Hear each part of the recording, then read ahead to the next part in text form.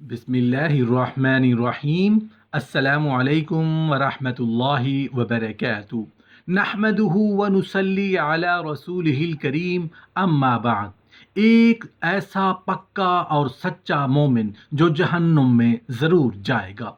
क्या एक बेनमाजी जन्नत में जा सकता है? मोहतरम नाजरीन, ये दो अलग अलग मौजू है, लेकिन आज की इस वीडियो में इंशाअल्लाह दोनों मौजू को ज़ेर बहस लाएंगे ताकि हमें अल्लाह की रहमत के साथ उसके गज़ब का अंदाज़ा हो सके कि वो कितना रहीम है और कितना कहार भी है। मोहतरम नाजरीन, अल्लाह ताला ने इंसान के रिज़्क़ को इस दुनिया की ज़मीन में छुपाया है, लेकिन हकीकत तो ये है कि जन्नत का रिज़्क़ इंसान को जो मिलेगा वो जन्नत की ज़मीन से नहीं होगा, बल्कि वो जन्नत के आसमान से आएगा। इंसान जन्नत में जो चाहेगा वो उसके सामने पेश कर दिया जाएगा।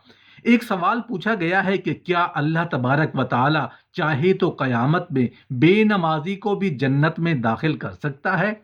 तो ये बहुत ही अच्छा सवाल है। देखिए, हम अपने अकायद को अच्छे तरीके से नहीं जानते। हमें अल्लाह ताला की मार्फत, उसकी आदत मालूम नहीं है कि आदत इलाहिया क्या जारी होगी। उसके लिए हमें इल्म सीखना चाहिए। बस ये याद रखिए कि कुफ्र और शिरक, इसमें अगर कोई शख्स हालत ज़िंदगी में तौबा कर ले तो अल्लाह मुआफ़ फरमा देगा। बहुत से ऐसे लोग थे जो शिरक में मुब्तला थे, फिर नबी करीम सल्लल्लाहु अलैहि वसल्लम पर ईमान लाए तो उनका वो गुनाह मुआफ़ हुआ। लेकिन अगर कोई हालत कुफ्र में मर गया, हालत शिरक में मर गया, अब अल्लाह ने खुद फरमाया है कि उसकी बख्शिश मगफिरत नहीं हो सकती। इसीलिए ऐसे काफिर और मुशरिक के लिए दुआएं, बख्शिश और मगफिरत करना इंसान को दायरा इस्लाम से बाहर कर देगा। इसकी वजह यह है कि अल्लाह ताला ने कुरान में कुछ फरमाया कि अल्लाह ताला शिर्क के अलावा सब कुछ मुआफ़ कर देगा, बख्श देगा, शिर्क कोई नहीं बख्शेगा। यानी जो शिर्क करता हुआ मर गया फिर उसको नहीं बख्शेगा, और अगर उसके लिए दुआ की बख्शिश मगफिरत कर रहे हैं तो इसका मतलब ये है कि आपका जहन ये है कि उसकी मगफिरत हो सकती है, उसकी बख्शिश हो सकती है।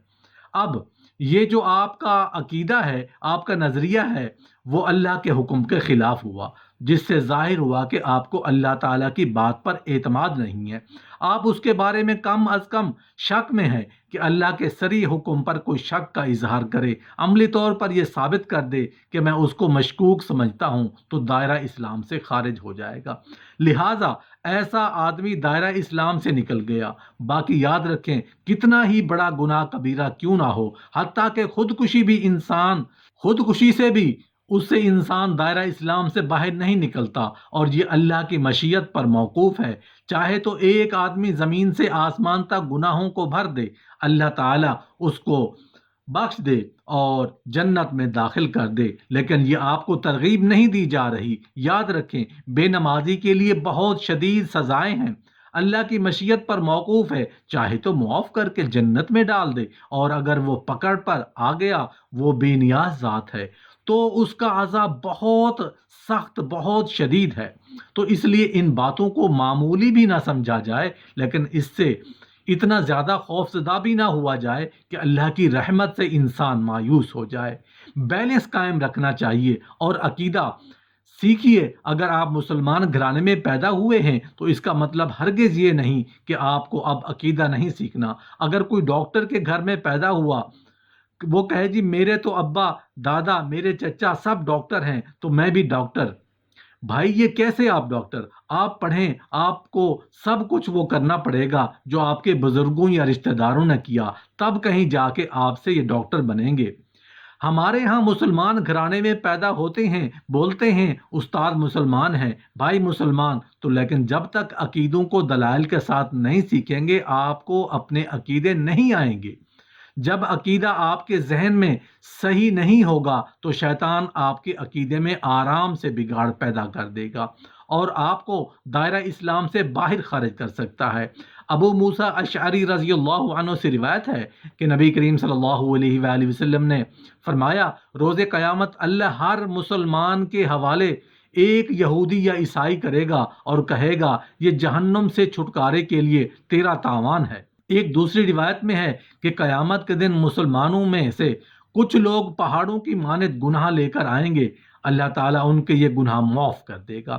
اس حدیث کا مفہوم وہی ہے جو ابو حریرہ رضی اللہ عنہ سے مروی حدیث میں ہے کہ ہر کسی کا جنت میں ایک ٹھکانہ ہے اور جہنم میں بھی۔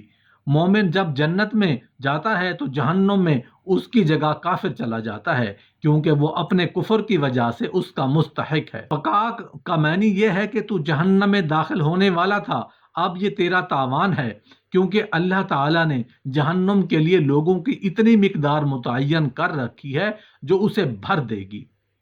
جب کافر لوگ اپنے گناہوں اور کفر کی بدولت اس میں جائیں گے تو وہ گویا مسلمانوں کے لیے تاوان بن جائیں گے۔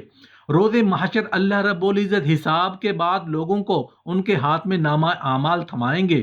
جس شخص کو دائیں ہاتھ میں نامہ اعمال دیا جائے گا وہ جنت میں جائے گا، اور جسے بائیں ہاتھ میں دیا جائے گا وہ جہنم کی آگ کا ایندھن بنے گا۔ قیامت کے دن پہلے جن 3 لوگوں کو جہنم میں بھیجا جائے گا ان میں ایک عالم، ایک شہید اور ایک مالدار آدمی ہوگا۔ حضرت ابو حریرہ رضی اللہ عنہ سے ایک حدیث روایت ہے جس کا مفہوم ہے کہ نبی کریم صلی اللہ علیہ وآلہ وسلم نے فرمایا کہ اللہ تعالیٰ سب سے پہلے اس آدمی کو بلائیں گے جس نے قرآن سیکھا، اس آدمی کو جو بظاہر اللہ کی راہ میں قتل یعنی شہید کیا گیا، ایک بہت مالدار آدمی کو۔ تو اللہ تعالیٰ اس عالم سے فرمائے گا کیا میں نے تمہیں اس کا علم نہیں دیا تھا جو کچھ میں نے اپنے رسول صلی اللہ علیہ وآلہ وسلم پر نازل کیا؟ وہ کہے گا بے شک تو نے دیا تھا اے میرے رب۔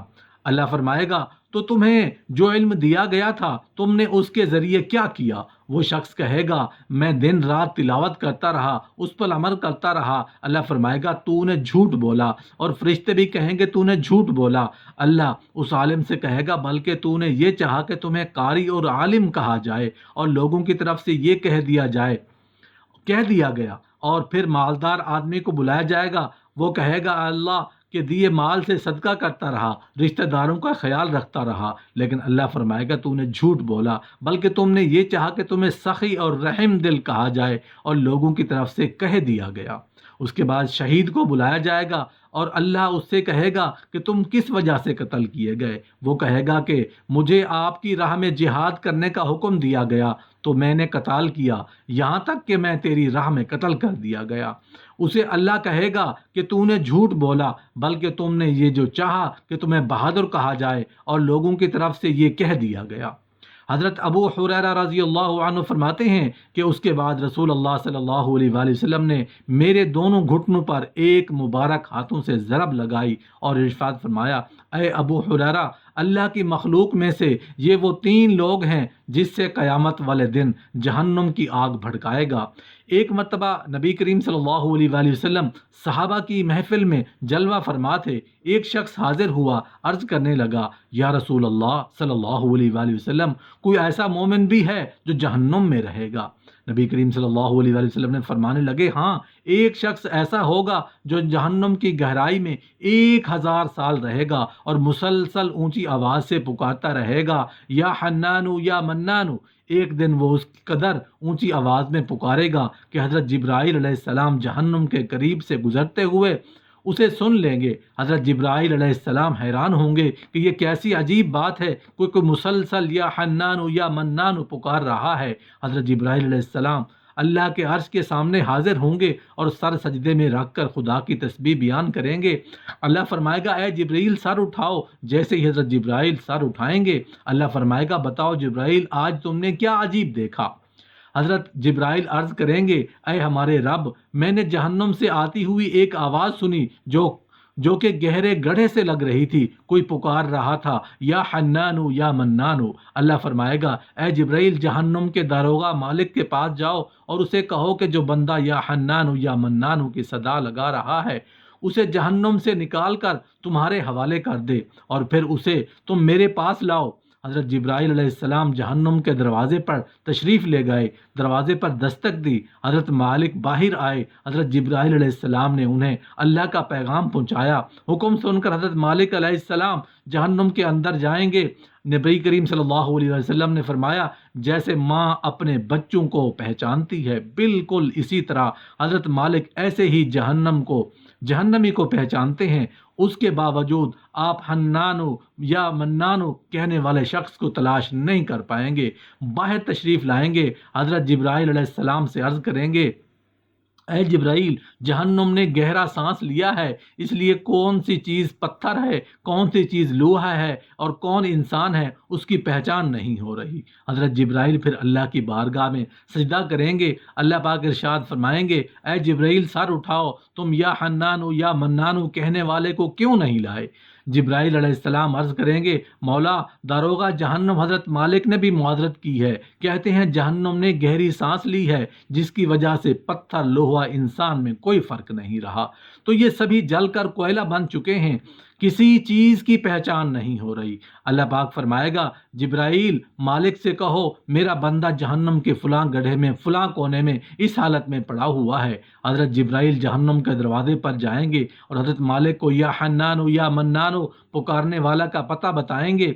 हज़रत मालिक जहन्नम के अंदर जाएंगे और देखेंगे कि एक शख्स है, उसके पाँव उसकी पेशानी के साथ और हाथ गर्दन के साथ बंधे हुए हैं और जहन्नम के सांप बिच्छू उसके साथ लिपटे हुए हैं। हज़रत मालिक उसकी जंजीरें तोड़ देंगे और जहन्नम से निकाल कर हज़रत जिब्राइल अलैहिस्सलाम के हवाले करेंगे। हज़रत जिब्राइल उसे अर्श इलाही के सामने लेकर हाजिर होंगे, सर सजदे में रखेंगे। अल्लाह पाक फरमाएगा, ऐ जिब्राइल, सर उठाओ। हज़रत जिब्राइल अलैहिस्सलाम सर उठाएंगे। अब अल्लाह पाक उस बंदे से फरमाएगा, ऐ बंदे, क्या मैंने तेरी बेहतरीन तख्लीक नहीं की? क्या मैंने तेरी तरफ रसूल नहीं भेजे? क्या उन रसूलों ने तुम्हें मेरी किताब नहीं सुनाई? क्या मेरे रसूलों ने तुझे नेकी का हुक्म नहीं दिया था? तुझे बुराई से मना नहीं किया गया था? वो बंदा सारी बातों को मानेगा, इकरार करेगा, या अल्लाह, तूने मेरे बहुत आला तख्लीक फरमाई, तेरे रसूल भी तशरीफ़ लाए, उन्होंने तेरे अहकाम भी सुनाए। अल्लाह पाक फरमाएगा, फिर तूने फ़ुला फ़ुला गुनाह क्यों किए? वो अर्ज़ करेगा, या अल्लाह, मैंने अपनी जान पर जुल्म किया, जिसकी सज़ा मुझे जहन्नुम में डाल दिया गया। अय अल्लाह, उसके बावजूद मेरी उम्मीद नहीं टूटी, मैं तेरी रहमत से उम्मीद थी, इसलिए या हन्नानु या मन्नानु पुकारता रहा। मौला, तूने मुझे अपने फजल से जहन्नुम से निकाला, या अल्लाह, मुझ पर रहम कर दे। अल्लाह पाक फरमाएगा, ए फरिश्तों, गवाह हो जाओ, मैंने इस बंदे पर रहम किया, उसे मुआफ़ कर दिया। मोहतरम नाजरीन, आइए हम सब मुहासबा करते हैं कि क्या हम में कोई ऐसा है जो कह सके कि मैं अपने अमाल का हिसाब दे सकता हूँ। अपने अपने गिरबानों में नज़र डालिए, कोई ऐसी खूबी या नेकी जिस पर हमें यकीन हो कि हमें दोज़ख में नहीं डाला जाएगा। हम सब अल्लाह जल्ला शानहू से दुआ करते हैं कि ऐ अल्लाह, हम गुनहगार हैं, ऐ अल्लाह पाक, हम तुझसे तेरी रहमत का सवाल करते हैं, हम पर अपनी रहमत और अता का साया रखना। आमीन या रब्बल आलमीन।